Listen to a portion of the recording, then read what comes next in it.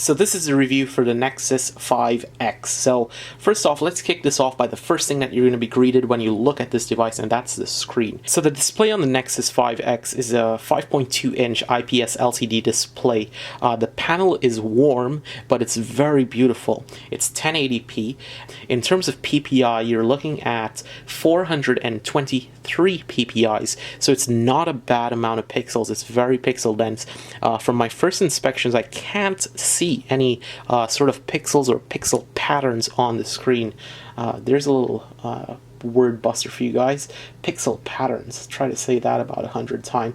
That being said, there's a bunch of other sensors that's located up in the speaker grill up there, and like I said before, right at the bottom here inside of this speaker grill, it has a LED notification light built in. That being said, however, it's a stereo speaker. It's not dual front-facing speakers. What I've noticed about the front-facing speakers on this, it's sort of like tinny.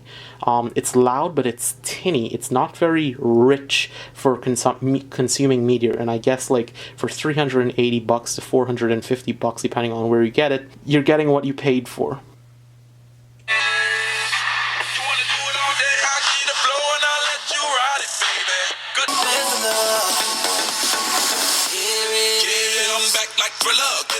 So the very next thing what I want to speak about is design and the build quality of it. It's all polycarbonate plastic. There's no metal inside of this. At the sides of here, feels exactly identical to the Nexus 5, which I'll be honest with you, it feels really grippy and really nice in the hand. It doesn't feel like it's gonna slip out or fall like the iPhone 6 or the Samsung Galaxy S6. Furthermore, as you could see in the design or design aesthetics, just at the first glances, the corners are nicely rounded, but it's sort of like a box or rectangular in fashion. It's a right combination for a 5.2-inch touchscreen, and in terms of weight, what we are looking at is 136 grams. This thing is ridiculously light. So in terms of design, it's up there with some of the best design phones, I would say, in terms of the budget smartphone.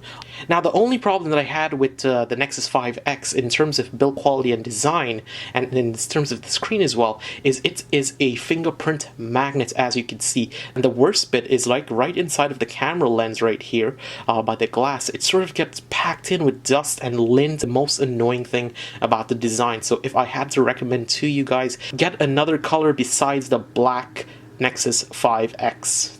So let's move on to the fingerprint scanner and how it works. So firstly, the fingerprint scanner, you got to set it up either when you set up the phone for the first time, or you could go into settings and set up the fingerprint settings for it. The fingerprint scanner is really fast. All you got to do is simply just do this, and you get one small vibration or like a haptic feedback, and that haptic feedback just unlocks the screen for you. Furthermore, if you like use the wrong finger, I'll demonstrate it for you, you sort of get these two little taps. It's very shallow vibrations. It's very similar to Apple's iPhone 6. What I have noticed, however, with the fingerprint scanner is sometimes it gets really warm for some odd reason, and I'm not sure if that's a manufacturing defect or if it's because it's so close to the battery or the camera module. But just so you guys know, it does get warm. And furthermore, what I really love about the fingerprint sensor is like right where it just lays and sits.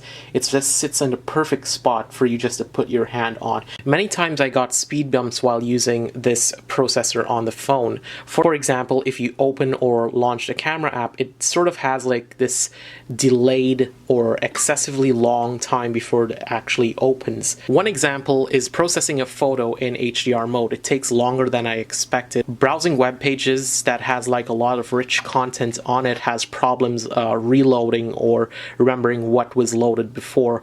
Also, switching between apps does seem to have some lag. Like once you hit the menu button to switch to another app, there's sort of like a delayed response in the phone, which leads me to believe that there's definitely a sign of some RAM management issues associated with the Nexus 5X and the 64-bit processing. And the reason I say that is once you have a 64-bit processor, you should have at least 3 to 4 gigabytes of RAM.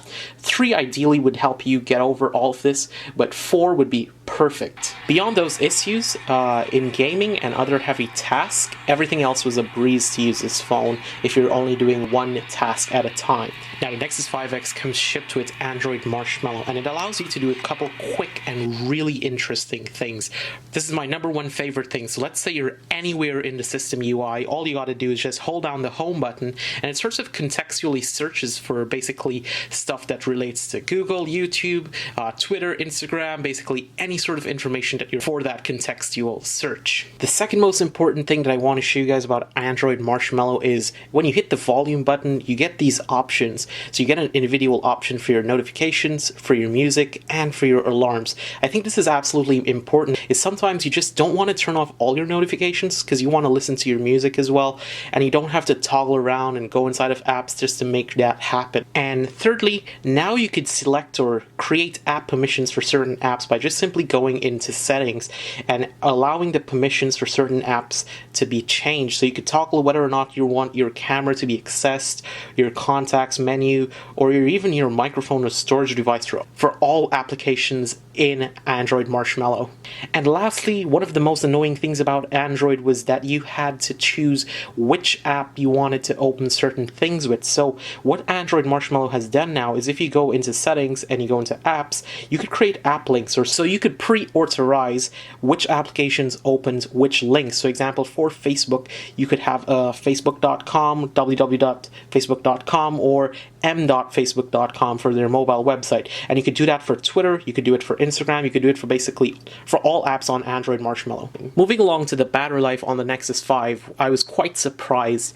I was able to get like a full day of usage, which worked out to be about 6 hours of screen on time. And if that isn't good enough, remember this phone does come with Type-C USB, which does have quick charge technology on it. So it takes 10 minutes of charge to get about 4 hours of battery life. So you could definitely pick up some speed with that. One thing that I want to tell you guys about this device is the plug or the connector port. Even though it's Type-C, it's rated at like USB 2.0 speeds, so it's not as fast as 3.1. So you're not going to get terabytes of space being moved at one time. It's going to be like megabytes. And the reason that I feel obliged to tell you that is because even though it runs at that speed, remember you're shooting at 4K, so the time you take to like transfer this file, let's say, from your phone to your computer, it's going to be big, like it's going to be a huge file, and it's going to definitely be a slowdown and a bottleneck for you as the user. Well, let's talk about the cameras on this device. So on the Nexus 5X, there are two cameras on the phone, a 5 megapixel at the front and a 12.3 megapixel camera at the back.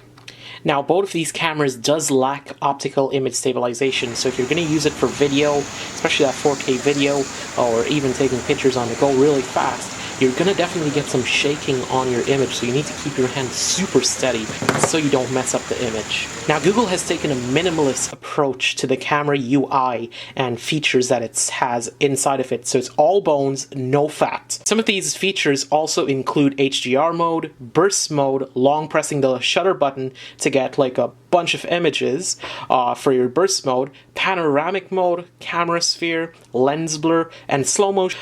So how does all of these features actually perform? The rear-facing camera also has a laser autofocus, so grabbing focus is really quick, like blink of the eye quick. The camera at the front does an okay job at selfies and video calls, and the rear-facing camera is where all the money's at. That being said, however, the camera is clean, it's sharp, it has the perfect natural color representation in good lighting. And that's a key word, in good lighting. The moment you go from like a well-lit situation to like a really low-lit situation, things start to crumble and things start to go wrong with that. The pictures come out either overexposed and awkward or just grainy. Even though it has a larger pixel size for each individual pixel on the sensor, it does capture more light, but what happens, it just leaves a really awkward and weird effect that I don't really like with the photos. It handles low light better than the iPhone 6s, and if you want to see the review, click on that card right there. In terms of actual quality at low light, this doesn't stand a chance, sadly. So let me quickly say something about the video quality on the Nexus 5X. So there's a couple modes, such as 4K video, 1080p, or 720p at 60 frames per second. So is the video quality exceptionally well? it's good. It's really good. The one problem that I had with it is this camera right here lacks optical image stabilization. So what happens is any sort of gyration or shake to the phone, as you will see in my samples. So should I buy this phone right now? And the answer is yes, it's an excellent budget device. Is it worth the upgrade from the Nexus 5 or 6? As of right now, I don't necessarily think so, but be sure to look out for my comparison video and write-up, and I'll show you guys exactly why I said that. So thanks for watching. I'll see you guys in the next video. Bye.